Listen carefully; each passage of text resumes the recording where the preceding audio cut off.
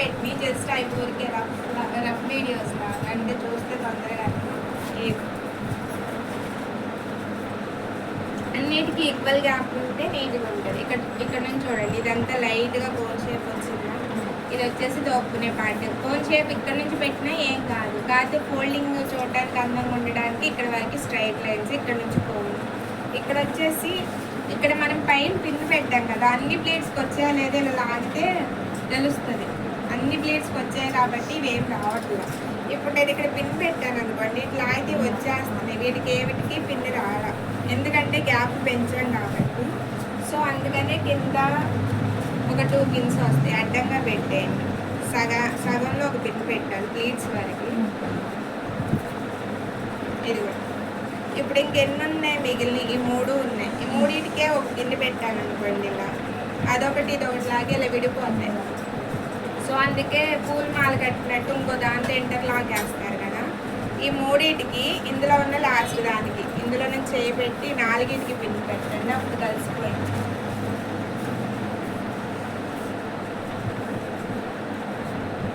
మీరు ఇక్కడ పైనుంచి పెడుతున్నారు కానీ లోపల నుంచి పెడుతున్నారు. పైనుంచి అయినా పెట్టుకోవచ్చు, కానీ కట్టుకున్నప్పుడు కనిపిస్తుంది. ఇవి తీసేస్తాను. ఇది కూడా తీసేయచ్చు, తీసేసి మీరు శారీ పిన్ పెట్టుకోవచ్చు. పైన అయితే ఉంచేస్తాం, అది ఎలా పెట్టినాయి పైన పెట్టేయండి, తీసేసేయండి. ఇప్పుడు ఐరన్, ఇది కాటన్ శారీ కాబట్టి కదిలిపోకుండా పెట్టినట్టు ఉంది. ఇదే ఆర్గంజా శారీ అనుకోండి, ప్రతి దానికి ఈక్వల్ గ్యాప్ ఉంది కదా, దానికి నేను ఈక్వల్ గ్యాప్ పెట్టినా ఉండదు. చేయి తీసి ఇటు వచ్చేలోపే ఒకటి లోపలికి వెళ్ళిపోద్ది, ఒకటి బయటకు వెళ్ళిపోద్ది. అందుకనే మనం ప్లీట్స్ నీట్గా ఉండాలి అంటే మనం ఐరన్ బాక్స్ ఒకసారి దీని మీద పెట్టే ముందు ఒకసారి చెక్ చేసుకోండి. ఇదిగోండి ఐరన్, ఈ పిన్నీస్ ఉన్నా అలా పెట్టేస్తుంది. ఇలా కొమ్మ ఏదో అయిపోయిందని ఇలా వదిలేసామనుకోండి, చీర కాలిపోయేది. సో అందుకనే పిన్స్ అనేవి లోపల పెట్టుకుంటే ఒకేసారి ఇలా వెళ్ళిపోవచ్చు. లేదు అంటే ఇక్కడ రాగానే ఆపి మళ్ళీ దాని మీద రాని ఇలా డబల్ పని, అందుకని నేను లోపలే పెట్టాను.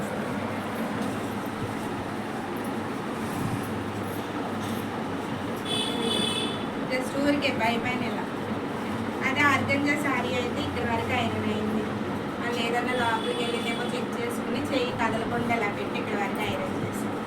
మళ్ళీ కొంచెం మళ్ళీ చూసుకుని మళ్ళీ ఐరన్ కాక కొంచెం ఐరన్ చేసుకుని ఒక ఐరన్ చేస్తే అనిగిపోయినట్టు ఉంటుంది. జస్ట్ ఊరికే పైన హీట్ ఆనిస్తున్నాను. ఇది చూడండి, ప్లీట్స్ ఇప్పుడు న్యాచురల్గా కట్టుకున్నట్టు అనిపిస్తుంది. అది గట్టిగా ఐరన్ చేసేస్తే ఇది చూడండి, ఎక్కువ ఐరన్ అవలా పెట్టుకుంటే న్యాచురల్గా ఉంటుంది.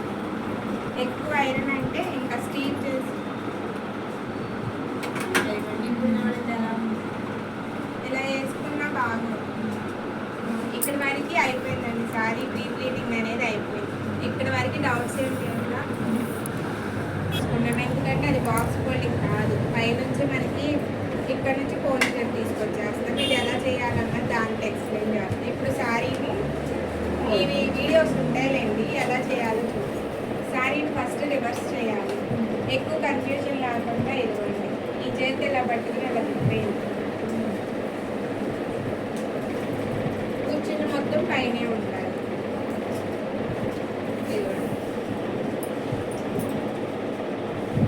ఫస్ట్ మనం బాక్స్ షేప్కి కన్వర్ట్ చేసుకోవాలి.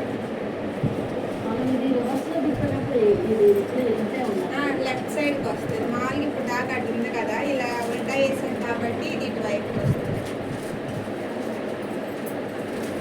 ఇప్పుడు కట్టు చెంగని ఒక బాక్స్ షేప్కి కన్వర్ట్ చేస్తున్నాం అనమాట. కట్టు చెంగని కుర్చీలకి ఇటువైపు కొన్నిసార్లు ఇలా క్రాస్గా కూడా కట్ చేస్తారు వాళ్ళు బ్లౌజ్ అలా కట్ చేసేటప్పుడు. సో కొంచెం లోపలే పెట్టేసి కొంచెం ఎంతో కొంత ఇంత లోపలే పెట్టి కుర్చీలకి ఒక హస్తం అంత వైపుకి ఇటువైపుకి వచ్చేటట్టు వేసుకోండి.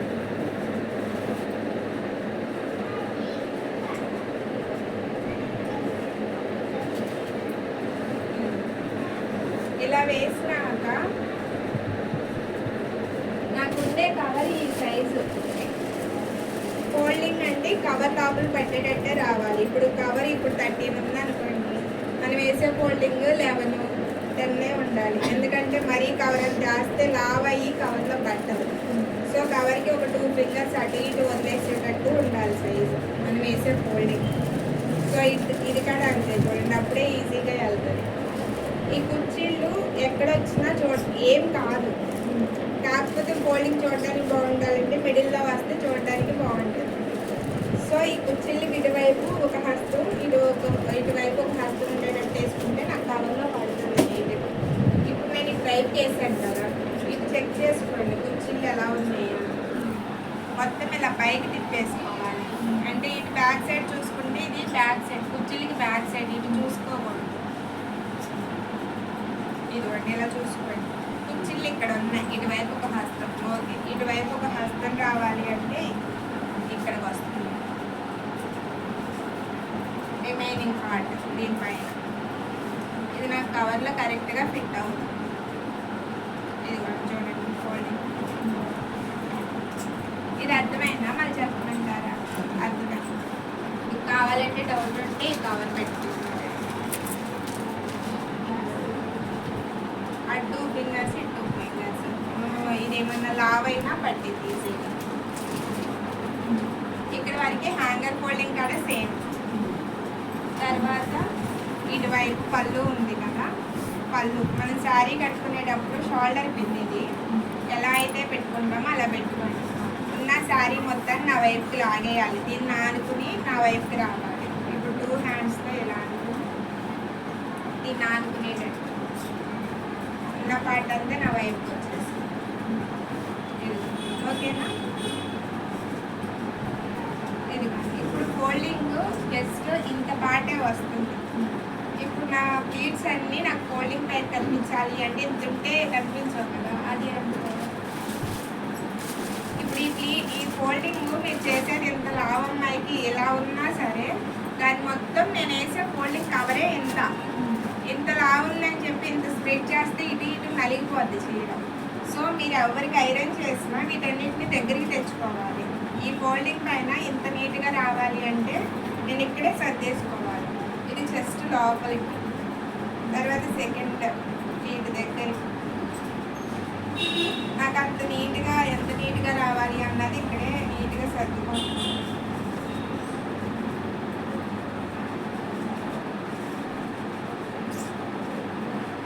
మామూలుగా ఇది కాటన్ కదా, కాటన్ వల్ల